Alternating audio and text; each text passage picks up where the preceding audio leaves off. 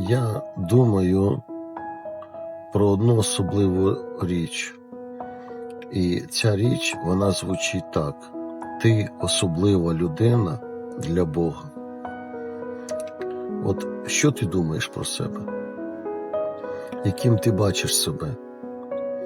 Господь бачить тебе особливим, талановитим, дієвим, благословенним. Бог бачить тебе через Ісуса Христа, якого Він віддав на хрест заради твого спасіння, заради твого благословіння. Ти особлива людина.